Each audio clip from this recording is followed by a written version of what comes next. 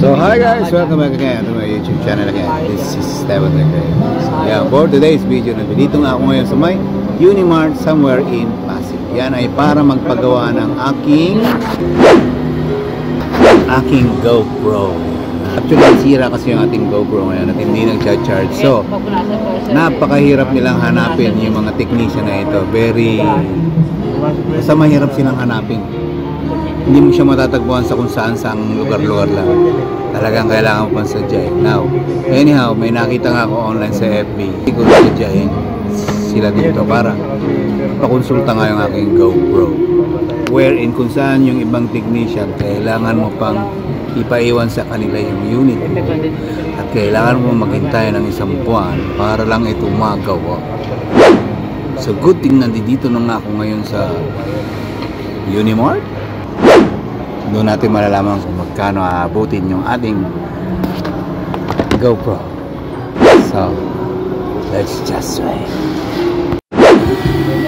Yan na. Wala, no choice, kailangan buksan. Kaysa naman sa bibili ka pa ng bago.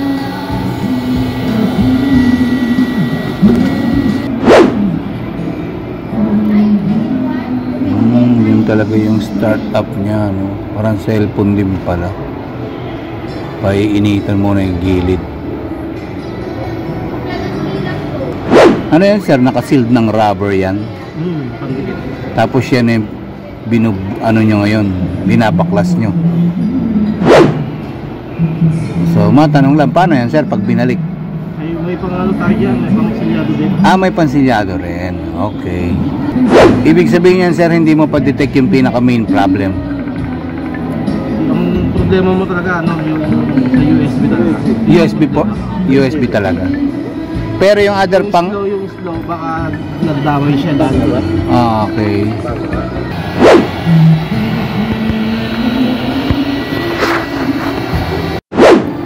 Ayun, natanggal na.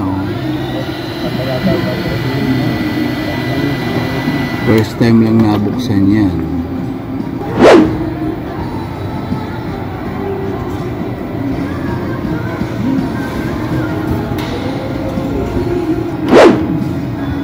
Again, sinadya ko pa yan dito yan sa may Pasig. Kasi Baby Hira nag-aayos ng mga GoPro na camera. And the good thing naman ng pagpunta ko dito, walang pila, no? Walang mga naka-line up. So good chance na nakakuha tayo ng chance na magawa yung ating camera. Normally sir, pag binaklas siya, may mga oras, gano'n. Wala naman. Ano, isang oras? Ay, yung pagbabaklas siya? Oo. Saglit lang, pero paggawa, matagal. Ayun. Naabot ng 1 hanggang 2. Okay. Na-excited na ako malaman kung ano ang sira eh. Sa mga phone sir na mga sa mga GoPro na inaayos mo sir, kadalasan ano mga tanggap mo? 10, 10, 9. 10, 9, Saka 8 pero 7 wala na ngayon eh. Dati marami. dati marami. Obsolete din si ano. Pero ano mas marami, 10 or 9 na tinatanggap mo? 2. Yung 2 talaga. Yung 3 pala yan, kasama yung 8. Iisa lang ba ang battery niyan, ano? Yung 9 at saka 9 and 10. 10. Pero yung 12 wala ka pang tanggap ngayon. Wala pa. Bago pa eh. 11 may tanggap na ako 11. Oho. Ano naman ang sira nun? Yun nga, water damage. Water damage. Parang yung Insta360. Okay. Ano naman ang kadalasan sira sa Insta360? Ganun din. Water din? Oo. Yan na. Hinamita na ng pambihirang panilip. Pero hindi naman nabasa yan eh. Hindi ko lang alam bakit hindi siya nag-transfer ng yung charging pin niya. Hindi natin ita-transfer yung data from GoPro to your laptop. Sabi ni Kuya, kung muli nagiging problem daw rito ng mga GoPro is yung mga underwater, pinapasok ng tubig. Regardless kahit may housing pa yan or may casing pa yan, pinapasok at pinapasok pa rin.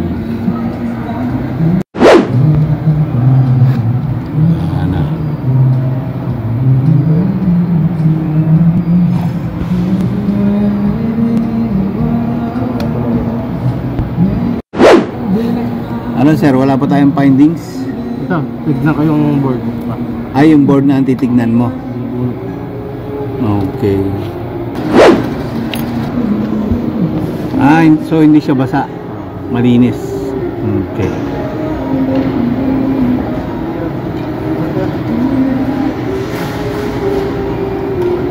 So maaring cleaning lang.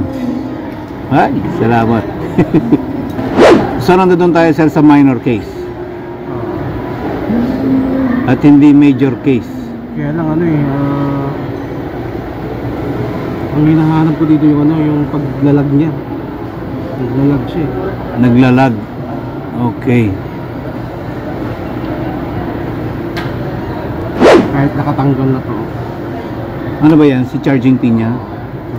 Ano yung pag ginanon mo, mamaya parang delay siya. Parang delay? Dapat ba hindi delay yon? Ayun. Pero anyway, nasa minor case siya.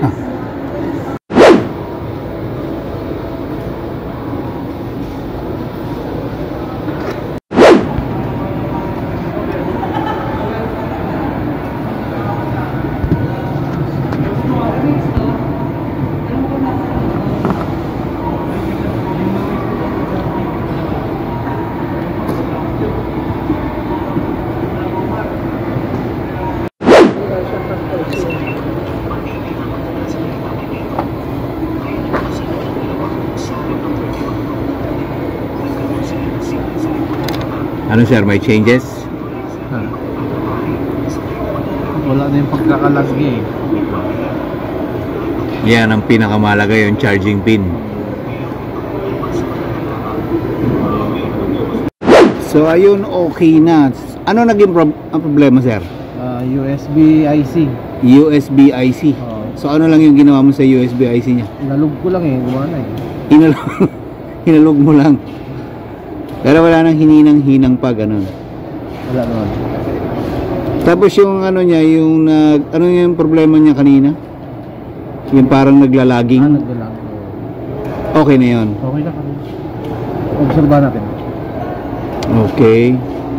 So yun lang pala naging sira niya. Pero negative siya sa water, sir, na? Oo, negative. Ibig sabihin sa microscopic mo doon kita yan kung may mga leak ng water. Kitang-kita yan dyan. Malinaw na malinaw. Tuwing anong araw ka sir nandito sir? Monday to Friday. Monday to Friday. From what time to what time? 11 to 9. 11 to 9. So araw-araw sir may tanggap ka ng GoPro. Ayun. Eh syempre no, kung GoPro user ka at may problema yung GoPro mo, ayaw mo ng hectic at maghintay ng matagal, dito ka pumunta sa may Pasig. Hanapin mo to si Sir. Sir, ano nga pangalan niyo sir? Aris. Aris? Hanapin niyo si Sir Aris. So kahit anong GoPro pa yan, 5, 6, 7, 8, 9, 10, 11 hanggang 12. Even 360 gumagawa si sir, no? Pero again, commonly nagiging problem na na-encounter ni sir is mga napasukan ng tubig. Pero yung case ko is hindi naman siya napasukan ng tubig, naalog, kulang sa alog. Naalog na, kaya inalog din niya. Ayun, bumalik na yung charging pin niya. Ang galing-galing. So I mean, kung bibili ka kasi ng bago, medyo mahal, no? Pero ayan sir, palinis na rin sir. Ayan, kung bibili ka ng bago, medyo mapapamahal ka. Wherein kung dito ka lang ipaparepair mo lang naman, pwede mo pang magamit. Pero sir, siyempre hindi na ano yan, di ba? Na tawag dito. Waterproof. Kasi nabuksan eh. Okay lang, may housing naman ako eh. So again, kahit pala may casing dito na GoPro na pang underwater, hindi rin pala safe kasi kahit yun, pinapasok din pala ng tubig. Ayon kay Sir Aris. Yan. Again, kung mayroong sira yung mga GoPro nyo, ang pinakamalapit nyong pupuntahan is Pasig. Dito yan sa may, ano bang pangalan ng mall na to? Unimart Capital Common. Capital ano? Common. Capital Common. Yan, dito yan sa may Unimart Capital Common ng Pasig. Ayan, syempre kung magpapagawa kayo ng GoPro nyo, siguro din yung technician meron siyang ganyang device, yung ganyang aparato, yung microscopic whatsoever, ganon. Kasi kung wala, may mikos-mikosin lang yung anong yan. Yung GoPro mo na yan. So, lalong-lalong huwag kang magagawin sa parting ano, basta yun na yun. Tapos sasabihin nila, oh, alam ko yan, iwan mo lang yung GoPro mo rito. Tapos walang ganito, no? Paano nila sisilipin yan kung yan ay corrupted ng tubig? So again, dito lang yan sa may Pasig. SJ Cam. Okay, other device na ginagawa pa pala nila sir is DJI. DJI Action Cam. DJI Action Cam. No, kung meron ko yung drone, DJI na gusto nyo ipagawa kay Kuya Aris, pwede rin. Dalihin nyo lang dito sa Pasig. Yan.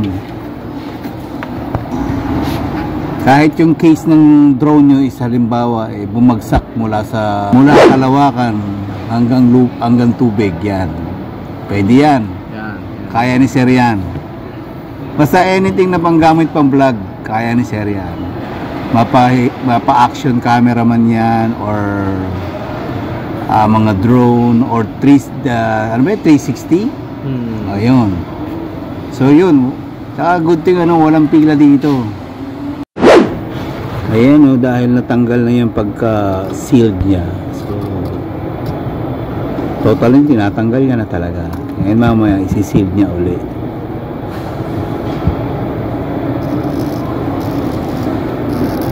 Yan mga nababasa. Ito pala yung itsura pag nababasa ng ng tubig. Ngayon ito sir yung nire-revive mo ngayon. Okay. Mahirap na yan sir. Yung iba nakagawa. Yung iba kaya pa, no? So yun chine-check na yung ating unit ngayon kung well done na ba. Again, ang naging problem nito is yung pinaka-charging pin niya. Hindi nagtatransmit yung ating data from GoPro going to your PC. So yun yung chinek and hopefully everything will be okay. Ayan yun na, susubukan na yung pinaka-charging pin. Ayun. So yun yung matagal na nawala dati. Ngayon okay na, may USB. Yun na, Hero 10 black na siya. Ayun. Kita na. Magaling. Hindi kita ko. So yun yung gagamitin yung pang seal din is pang waterproof din. Yan. Yan yung brand. Anong brand yan sir? T7000. GSE T7000. Yan yung mga ginagamit pang GoPro.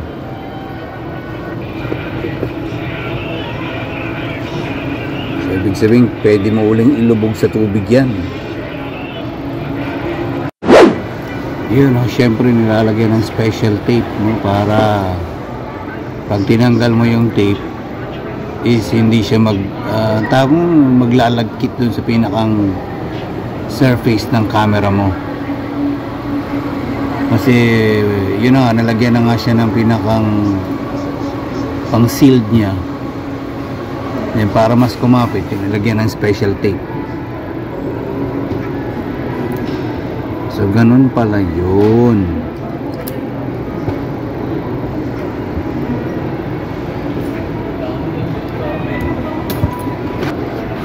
And as advice, Pagkatapos yan lagyan ng pinakang pang-sealed na parang rubber ba yun, advisable na bukas mo natanggalin yung tape na yan para dikit na dikit. So, ganun lang yung pag-iingat. Siyempre naayos na yung ating phone. Yan, siyempre thank you kay Sir Aris. Yan, dito nga yan sa may Pasig Unimart. Yan, sa may Unimart dito yan sa may Pasig. Siyempre salamat kay Sir Aris. Yan, sa pag gusto nyo magpagawa ng GoPro or ano pa ba sir yung mga ginagawa nyo sir? Ikaw na nga magsabi. Insta360 DJI. Insta360 DJI SJ Cam, even drone gumagawa si sir. Pag may problema yung drone nyo, dalhin nyo kay sir. Even Procam, mga Canon ano ba yun? Canon Mark III, mga ganyan, or pababa, or mga minor cam, yes, gumagawa din siya. So guys, hindi ko na masyadong papabayan. Nabigyan ko kayo ng tamang informasyon about camera sa lahat ng magpapagawa. Dito lang yan kay Sir Aaron. Hindi ko na masyadong papabayan. See you again to my next vlog. This is Kevin the Great. Bye and God bless.